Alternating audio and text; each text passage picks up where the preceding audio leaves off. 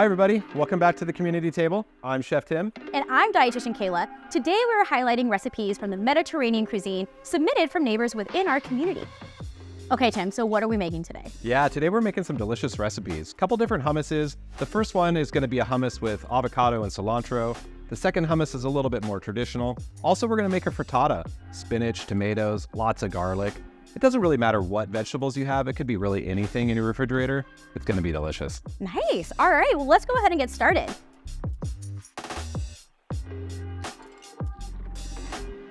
Hi, I'm Marina, and I came up with the Greek frittata recipe. I live in the local area, and I love these classes. They're so informative, and they teach you good cooking skills of nutritious foods.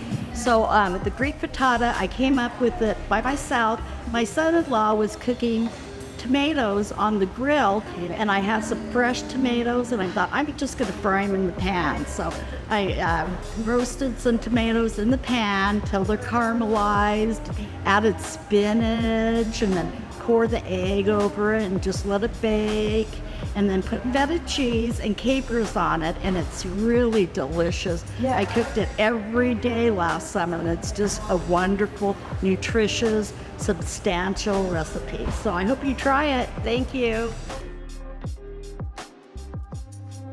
So first we're going to start off with the frittata recipe. And what I love about frittatas is that you can really use a variety of different vegetables. Frittatas are definitely a staple at my house. What I like to do is take all the old vegetables that might be in my refrigerator and throw them into a frittata. I think there's a misconception that once our vegetables might be getting a little wilty, we gotta throw them away, but in reality, they're still very nutritious.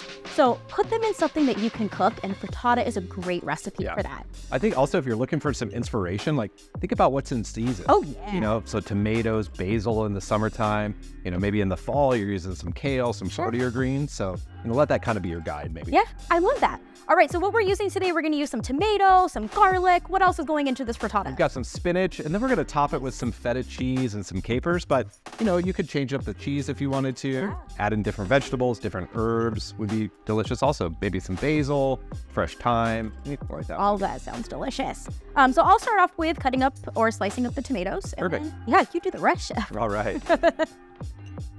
All right, well, you're slicing up the tomatoes. I'm gonna go ahead and get garlic ready. So just using some whole cloves of garlic here, but you could definitely use the garlic that's pre-chopped out of a jar. That would work perfectly fine as well.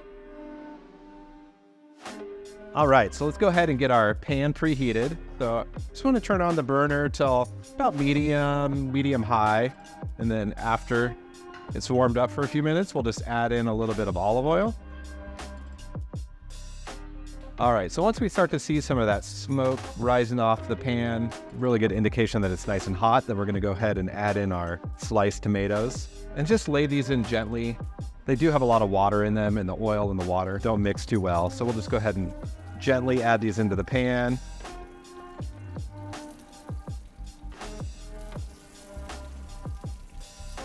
All right, once those are kind of soft, you can start to see some of that caramelization happening. We're gonna go ahead and add in our garlic.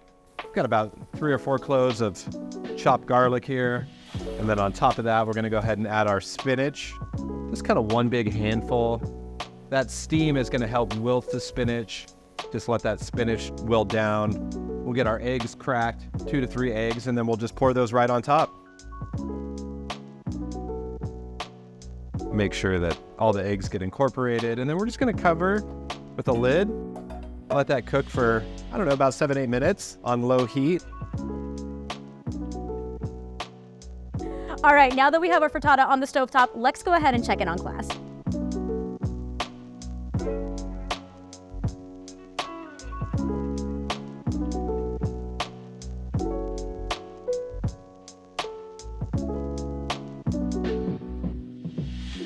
All right, everything is looking good. I'm sure it's smelling amazing. Yeah, let's go ahead and get started on our hummus while our frittata finishes up.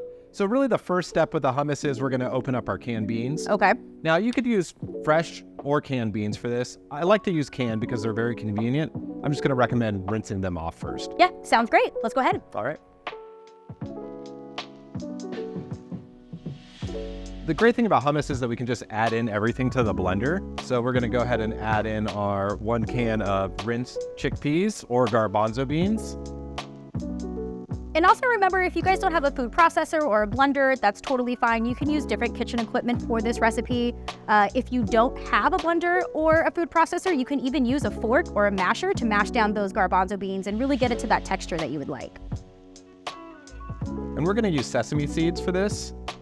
You could also use any kind of nut butter would work great. Sunflower butter, tahini, which is just a sesame paste, would work really well. I'm gonna go ahead and juice this lemon right here into the processor. If you wanted to add a little bit more of that lemony flavor, you can also consider zesting the outside of the lemon. Yeah, then we're gonna add in our garlic cloves, and then we're gonna add in our olive oil, half a cup of olive oil. And then we're ready to blend until smooth. So if you guys went to the grocery store and you took a look at how much hummus is running on the shelves, typically anywhere between $5 to $7. So by making it at home, you're saving some money, right? And you're also able to control the ingredients that you're putting into your hummus as well. Absolutely. So here we have our traditional hummus. This looks absolutely amazing. And what I love about this is from here, you can now basically add in other ingredients, different herbs, different spices to really make it your own. Today we are gonna make a avocado cilantro hummus, add in a little bit of jalapeno for some spice, but really it could be anything. It could be like tomatoes, a little bit more garlic if you wanted to add more garlic. You could put in things like roasted beets or even canned beets. Roasted carrots would be delicious. Oh my gosh, make a beautiful, like colorful hummus would be awesome too. All right, after our frittata is fully cooked, we can go ahead and take our spatula, move it around the outside of the pan, and then we're just gonna go ahead and flip it upside down onto the plate. Now you can see those tomatoes that are really nicely caramelized on there. And we can just go ahead and sprinkle this with a little bit of our feta cheese. If you wanted to pick a different cheese for this, Parmesan, goat cheese, cheddar would all be really delicious. And then we'll just do a little bit of capers on top also. All right. Wow, this looks so good. I know, I am blown away.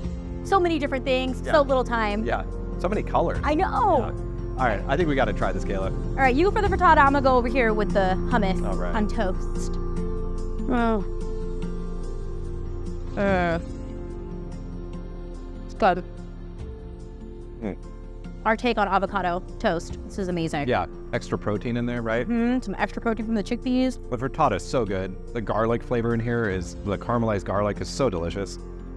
I'm excited. I'm excited to try that. Yeah, the roasted tomatoes, it's all so good. Yeah. All right, well, let's go ahead and check in with class.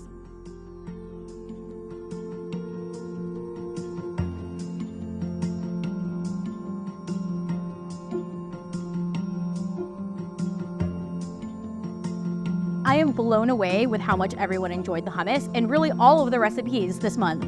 Yeah, it's been awesome. The food tastes delicious. Can't wait for everybody to try it. All right, well, don't forget to check out the rest of our YouTube videos on our YouTube channel, like and subscribe, and we will see you guys next month. All right, bye.